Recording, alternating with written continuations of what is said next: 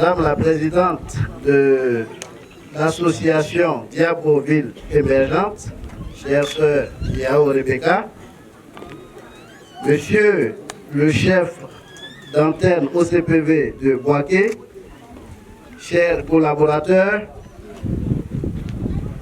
chère maman du vivrier, chères sœurs du vivrier, honorables invités, je suis particulièrement heureux de prendre la parole à l'occasion de cette cérémonie de lancement officiel de la campagne agricole 2022-2023 des femmes agricultrices de l'association Diabo Ville émergente, avec au thème de l'agriculture de subsistance à l'agriculture commerciale. Oui, parce que désormais, vous devrez produire non seulement pour nourrir vos familles, mais vous devrez produire également pour nourrir tous ceux qui sont dans les villes. Car comme vous le savez, aujourd'hui, il n'y a plus de terre en ville, on ne peut plus pratiquer l'agriculture. Donc c'est votre travail qui permettra de nourrir tout ce monde qui est dans les villes.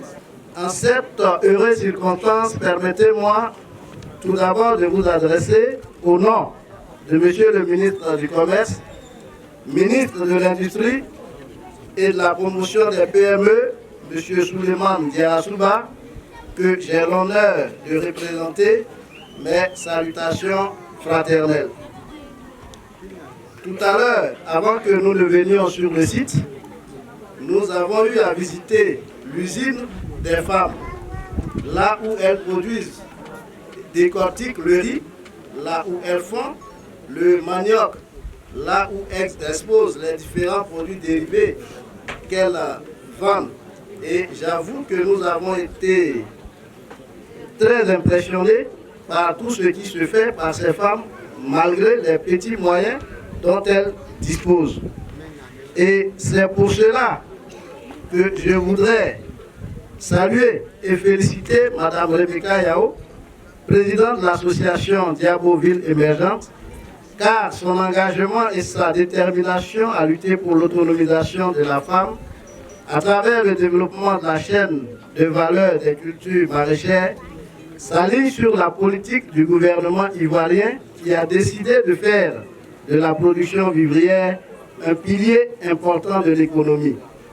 En témoignent les nombreuses initiatives qui sont prises dans ce secteur.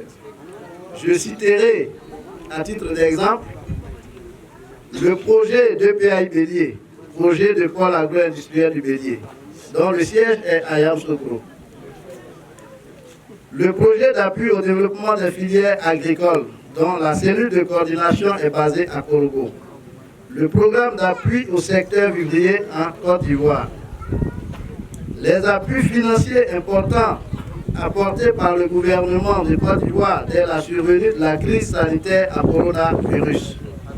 Et récemment, à Boisflé, le 7 avril précisément, la distribution par son Excellence Monsieur le Premier ministre Achille Patrick de kits agricoles composés de semences, d'engrais et de tricycles.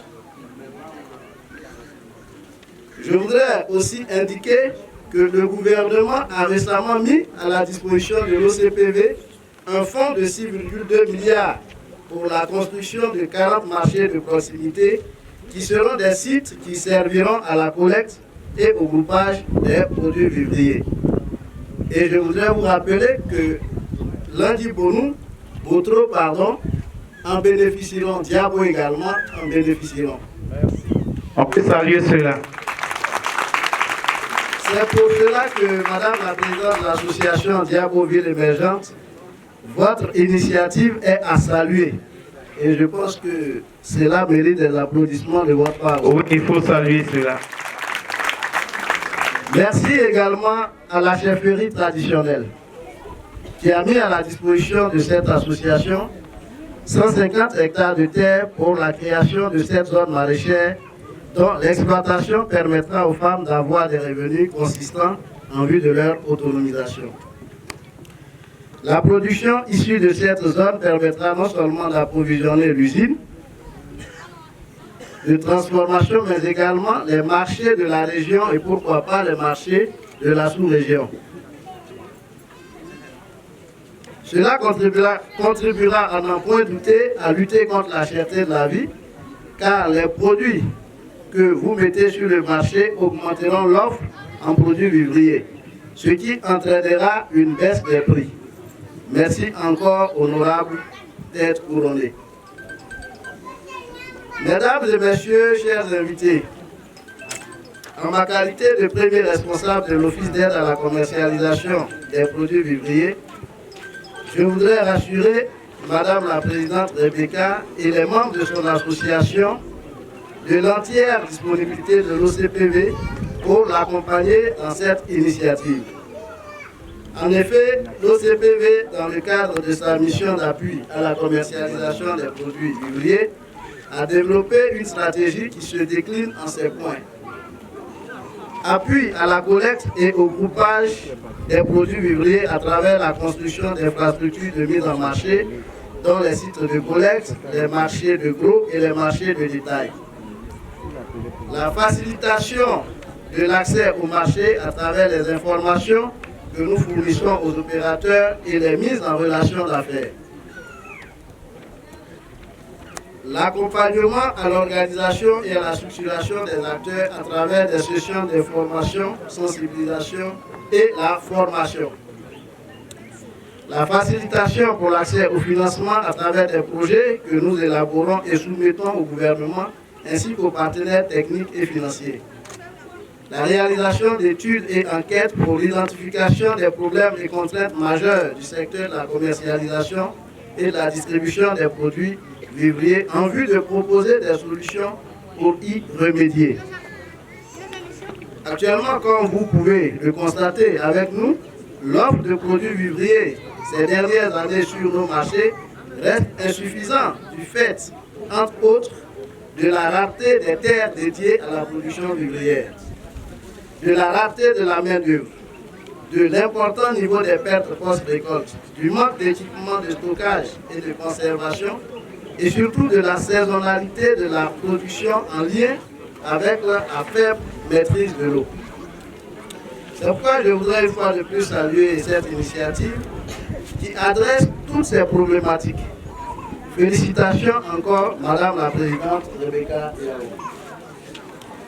Aujourd'hui, nous sommes à vos côtés pour constater l'effectivité de cet ambitieux projet, pour rendre compte à Monsieur le ministre Souleymane Diarra dont l'engagement pour le secteur du vivrier n'est plus à démontrer.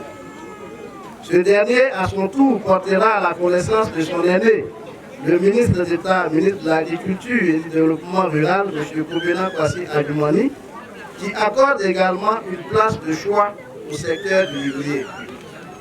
Évidemment, nous savons qu'un tel projet demande d'importants investissements en termes de travaux d'aménagement, en termes d'acquisition d'intrants agricoles et en termes de logistique.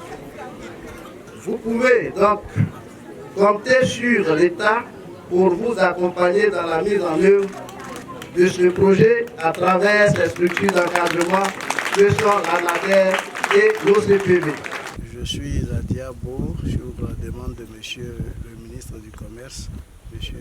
Souleymane Diarra, qui a bien voulu que je le représente à cette cérémonie de lancement de la campagne agricole 2022-2023 de l'association Diaboville émergente. Et quel est son mot qu'il vous a donné pour cette association? Il m'a demandé dans un premier temps de venir voir ce qui se passe effectivement avec les femmes qui sont regroupées au sein de cette association, voir ce qu'elles font exactement pour lui rendre compte. Et effectivement, je suis venu. Nous avons eu à visiter l'usine des femmes, une usine qui décortique du riz, qui transforme aussi le manioc en dérivé, en attiéké. Nous avons vu qu'elles avaient une salle d'exposition du riz qui est transformé, qui est emballé, qui est bien conditionné. Et nous avons également vu qu'en plus du manioc, qu'en plus du riz, elles font aussi d'autres spéculations.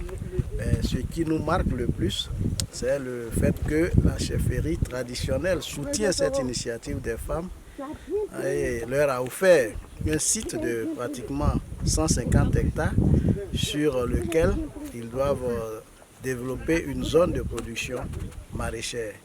Et je pense que cette initiative cadre bien avec la politique du gouvernement qui a décidé de faire désormais des cultures vivrières un pilier central de l'économie. C'est vrai que par le passé, nous avons mis l'accent sur les cultures industrielles, mais maintenant, je pense qu'avec les récents événements liés à la cherté de la vie, et notamment à l'augmentation du prix des denrées sur les marchés, le gouvernement a décidé de vraiment prendre à bras le corps cette problématique-là pour que d'ici peut-être dans le moyen terme, d'ici 5 ans, je veux dire que cela soit un souvenir pour les Ivoiriens. Et donc d'importants projets ont été initiés et je pense que le gouvernement va accompagner cette initiative-là qui cadre vraiment avec son programme de société. Culture vivrière, autonomisation de la femme. Qu'est-ce que ça veut dire? Aujourd'hui, quand vous parlez de culture vivrière, automatiquement, vous voyez les femmes. Parce que dans ce domaine, c'est les femmes qui ont le lead. Et donc, je pense que c'est à travers les cultures vivrières, j'allais dire pratiquées de façon, j'allais dire moderne, qu'elles pourront accroître leurs revenus et donc être autonomes. Être autonomes pour prendre, j'allais dire, en charge leurs différents besoins.